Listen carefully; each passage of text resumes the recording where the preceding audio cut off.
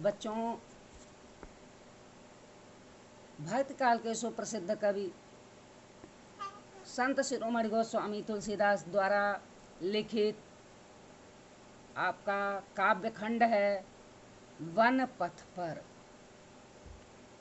One पथ पर यह उस समय का वर्णन है जब सीता जी, रामचंद्र जी और लक्ष्मण वनवास को जा रहे हैं।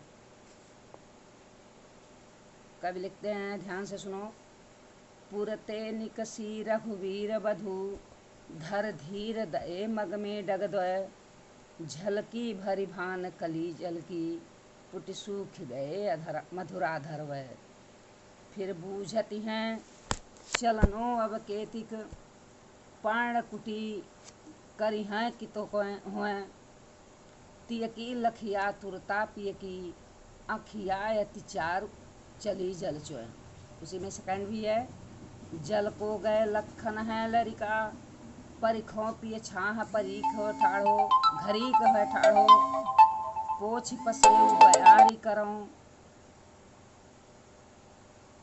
अरु पाए पखारी हो भूभुर ठाढ़े। तुलसी रघुबीर सिय प्रियाश्रम जानी के, बैठ विलम्ब लो कंटक काढ़े, जान के नाह को नेह लख्यो, पुलको तन बारी बिलोचन बाढ़े। जो इस शब्दार्थ सुनो।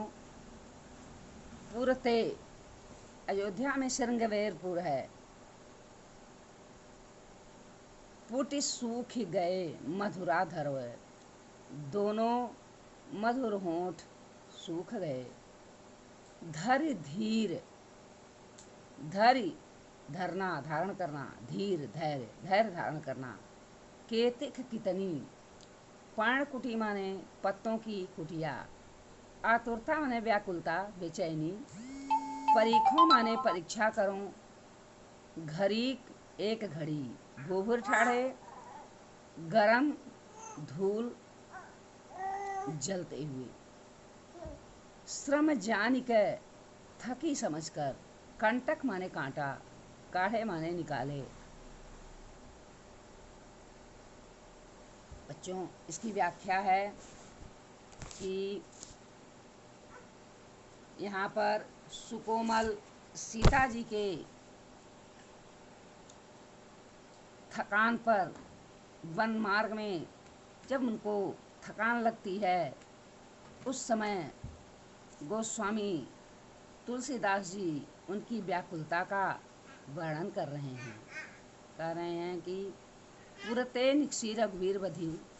गोस्वामी तुलसीदास जी कहते हैं कि राम की प्रिया, राम की पत्नी जानकी जी जैसे ही अयोध्या से बाहर निकलकर बड़े धैर्य के साथ मार्ग में 2 कदम रखा। मग माने मार्ग, डग माने रास्ता, डग माने कदम। ज्यों ही रखा त्यों ही, अर्थात थोड़ी ही दूर तक चली थी, वैसे ही उनके पूरे माथे पर पसीने की बूंदें झलकने लगी। पुट सूख गए मधुराधर वय, और उनके कोमल मधुर सुंदर होंठ सूख गए। इसके बाद फिर बूझत हैं चलनो अब केतिक पर्णकुटी, करिहों कित हों। तब रामचंद्र जी से पूछती हैं कि हे प्रभु, अभी कितना और चलना है, और वह कुटिया कहाँ बनाएंगे, या वह पत्ते वाली झोपड़ी कहाँ बनाएंगे। तिय की लखिया तुरता पिय की, अखिया अति चारु चली जल चुए। पत्नी सीता जी की अधीरता और व्याकुलता, आतुरता और व्याकुलता को देख करके रामचंद्र जी के आँखों में, सुंदर आँखों में आंसू छलक आए, और उनके आँखों से अश्रु प्रवाहित होने लगा। इसके बाद का वर्णन है सेकेंड स्टेप का। जल को गए लखन है लरिका,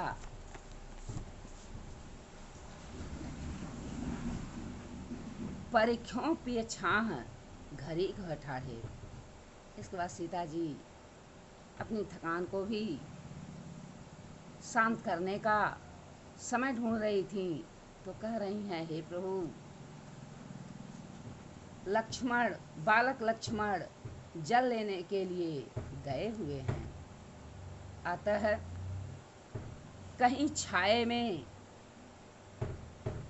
खड़े होकर घड़ी भर के लिए उनकी प्रतीक्षा कर लें, परिख्यों प्रतीक्षा कर लें।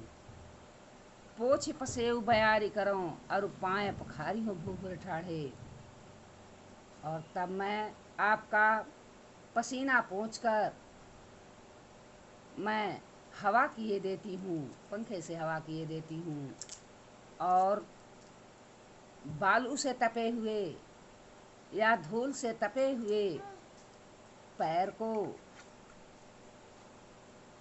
धो देती हूँ। तुलसीदास जी कहते हैं कि तुलसी रघुवीर प्रियाश्रम जान के बैठ विलम्ब कंटक काढ़ो। तुलसीदास जी कहते हैं अपनी प्रियतमा सीता जी के थकान को जान करके रामचंद्र जी बहुत देर तक बैठ करके कांटा निकालने का बहाना करने लगे। जानकी नाह के नेह लख्यो पुलको तनु बारी विलोचन बाढ़े। जानकी जी भी अपने स्वामी के इस प्रेम को भांप जाती हैं, और प्रेम को देख करके उनका शरीर पुलकायमान हो जाता है, आँखों से आंसू छलकने लगता है। बच्चों, काव्य सौंदर्य देखो। काव्य सौंदर्य वन पथ पर सीता जी की यहाँ सुकुमारता का और राम के प्रेम का सुंदर एवं मार्मिक चित्रण किया गया है।